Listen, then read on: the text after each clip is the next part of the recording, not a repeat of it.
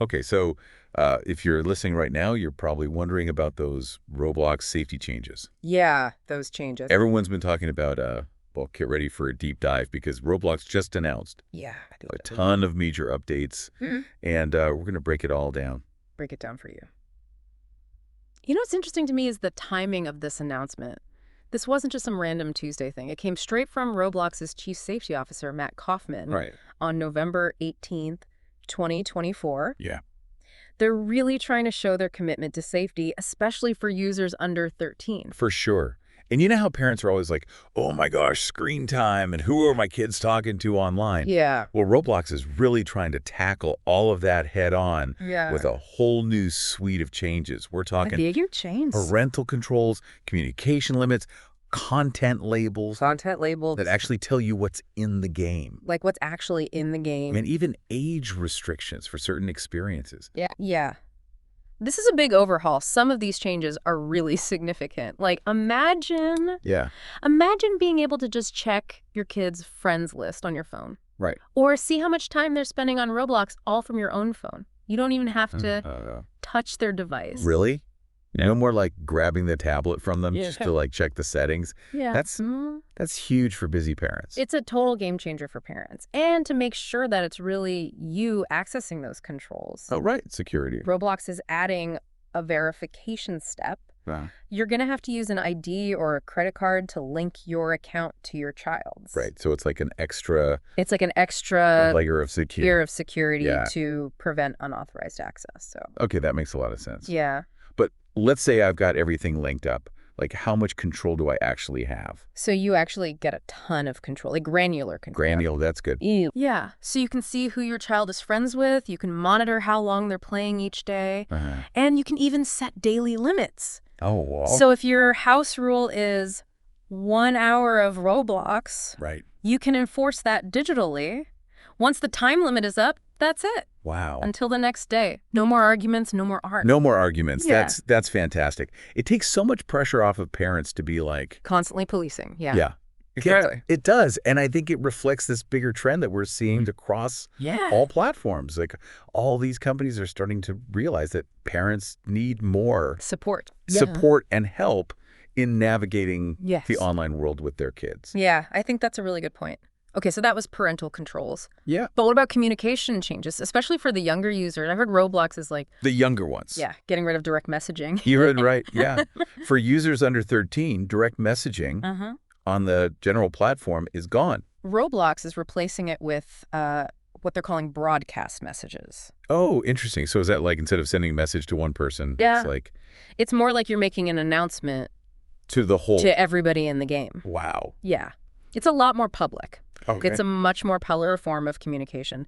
Now, parents can adjust the setting, but the default is set to broadcast, which adds a layer of protection Okay. by making communication visible. So this is really addressing concerns about inappropriate messages or contact from strangers. That's a bold move. Yeah. I can see why they're doing it. Yeah. It definitely makes things more transparent. Totally. But I also wonder if it's going to impact like how kids are interacting with each other. Social interactions. Yeah, within the games. Yeah, that's a really good point. Kids learn so much from other kids. Right. And sometimes those like quieter. more nuanced Yeah, exactly. conversations happen in private. So it'll be really interesting to see how this change affects their social development. Like a social experiment It is, kind of, yeah. in a way. Yeah, But let's yeah. Let's not get too far ahead of ourselves. get ahead. We still have to talk about content maturity labels Yes. and age-gated experiences. So how is Roblox changing things up in that area? This is where things get really interesting. So they're moving away from those like Vague age-based labels, Mating up. like appropriate for ages 8 and up. Yeah. Instead, they're introducing content-based labels that actually tell you what's in the game. That's great. They've got 3 main categories: minimal, mild, and moderate. Okay, so instead of just like a number, Yeah, and they're giving parents like they're specific. information about what their kids might see. Yeah. So, What kind of stuff falls under each category? okay.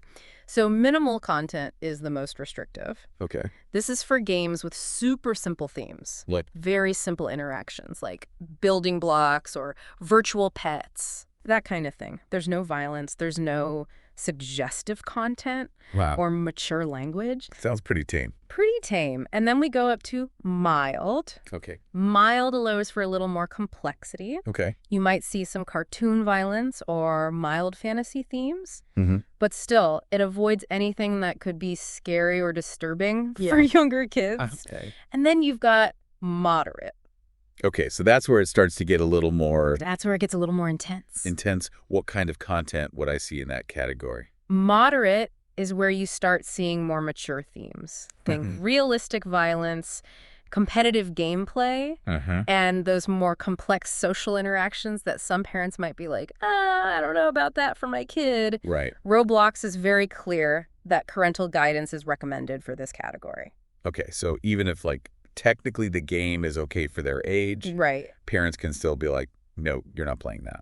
Exactly. And it's not just about those labels. Roblox is also age-gating certain experiences. So, like, for example, if a game has social features like chat or freeform rating or drawing, younger kids might not be able to use those features. Right, so it's like even within the same game. Even the same game. Some parts are. Some parts might be okay and some parts might not. Right. It's about recognizing that even within a single game, certain elements might be more suitable for different age groups. That's a really interesting way to approach it. It definitely gives parents a lot more control. Yeah, way more control. But how will they keep up with all these changes? Mm-hmm. Especially like as kids get older and they're allowed to do more things. That's a great question. So Roblox is actually automating those updates.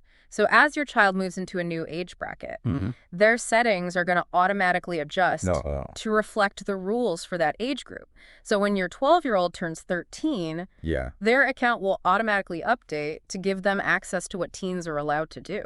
Okay, so that makes it, Takes the guesswork out of it. yeah, exactly. For parents. But what of the kids? Will they be like, wait a minute, what happened? Yeah, they're not going to be caught off guard. Okay. Roblox thought of that too. They'll send notifications to both the child and the linked parent 30 days before any changes take effect. I love that. It's a great way to encourage parents and kids to talk about online safety. Exactly. What's appropriate for different ages? Yeah, like it turns what could be like an argument A fight, yeah. into an actual conversation. Right, a conversation. That's great. So it sounds like Roblox really put a lot of thought into these updates. Oh, yeah. But are they just doing this on their own, or are they like talking to the experts? No, they've been working with some big names in online safety and child development. Oh, really? Yeah. In fact, the announcement had quotes from Stephen Balcom, Okay. who's the CEO of the Family Online Safety Institute, or OFA, Oh, okay. and Michelle Ciola-Lipkin, Okay. who's the executive director of the National Association for Media Literacy Education, NAMLE. Wow, big names. Big names. And they're both super supportive of these changes. So it's not just Roblox saying, hey, this is good. Right. It's like actual organizations that work in online safety and education. Exactly. That's a good sign. Yeah. Both FOSI and AMMLE are saying that these changes will empower parents and make things safer for kids. That's great. It's not just about blocking things. It's about giving families tools and information so they can decide together what's right. You know, it's nice to see a company like really being proactive about this. Totally. It feels like they're trying to create a space where kids can have fun, Right. but also be safe Yeah. at the same time.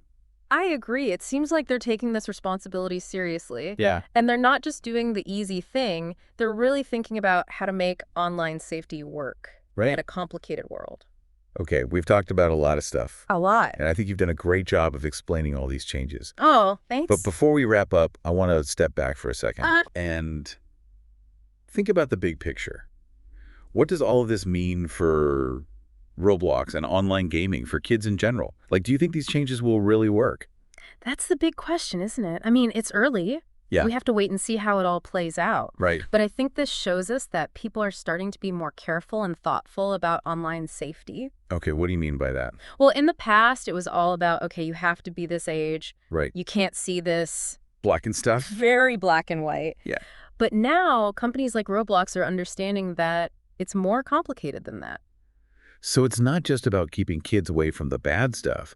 It's also about giving them tools. Yeah. Giving them tools. To use the internet safely. Exactly. And that means giving parents more control, giving them clear information about what's out there, and helping families talk to each other. Yeah, it's like a whole bunch of things working together. It is. It's parents, it's educators, it's the platforms themselves, and even the kids. Wow. All working together. It sounds like online safety is becoming less of an afterthought and more like how they're designing things in the first place. That's a great way to put it. Yeah. It's being built in right from the start, and that's a good thing. That's a really good thing. Not just for Roblox, but for everybody. The whole industry. The whole industry, yeah. But it's not like a one-time thing, right? Like Yeah. you can't just fix it and then forget about it. Oh, no, not at all. The internet changes so fast. And so changing. You always have to be learning and adapting. Absolutely. You always have to be paying attention and be ready to learn new things. Yeah. But I think these changes are a really good step. They show us that Roblox is really trying to make things safer For sure. and more positive for everyone, especially young kids. Okay, so for everyone listening, we just talked about Roblox's new safety updates. Yeah, we broke it down. It sounds like they're really trying to make things better, but what do you think? Are these changes enough? Is there anything else you would like to see them do? These are good questions to think about. Yeah. And talk about with your family and friends. Yeah, At the end of the day, it's about working together For sure, yeah. to create a digital world where kids can have fun and learn and be safe. Well said. And remember, the more you know about these things, Yeah. the better decisions you can make for yourself and your family. Absolutely. Thanks for joining us for this deep dive into Roblox's safety updates. We hope you learned something new and that it got you thinking about how to keep your kids safe online. Yeah, online safety is so important, and it's something we all need to be talking about. We'll see you next time for another deep dive.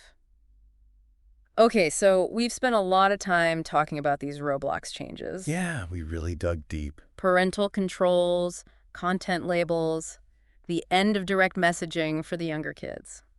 Yeah, big It changes. seems like they're really trying to step up their game when it comes to safety, especially for the younger players. Yeah, and being more proactive, which is great to see. But like with any big change, it'll take time to see if it really makes a difference in the real world. Will parents actually be able to use these new features? Yeah, well, you get it. Will they understand them? Like, will actually stop kids from seeing things they shouldn't? Or doing things they shouldn't. Exactly. And that's what I'm wondering. Like, what do you think? Will these changes actually work? That's the million-dollar question, right? Only time will tell. Right. But it's a conversation worth having. For sure. So what about you listening out there? What do you think? Do these changes address your concerns about online safety? I mean, it's Roblox this time, but it could be any platform. Right. And how will the kids handle these new rules, especially the changes to how they can chat with their friends? Yeah, how will they adapt? Will they find new ways to connect even with these limitations? Right. It's like we're watching a big social experiment unfold. It really is, yeah. We're going to see how this affects how kids behave online. It's a good reminder that technology never sits still. No, We have to keep learning and adapting, always. but alongside it. Online safety is a journey, not a destination. It's not a one-and-done thing. It's about all of us working together. Parents, teachers, the companies that make these platforms, and even the kids themselves. Right. We all have a part to play. So we hope this deep dive has helped you understand what Roblox is doing and maybe even sparked some important conversations at home. Yeah, about online safety and what it means for your family. We're all in this together, right? Yeah. The more we talk about it, the better we can protect our kids. Yeah, absolutely. Knowledge is power. And being informed is the first step. So thanks for joining us. Thanks for listening, everyone.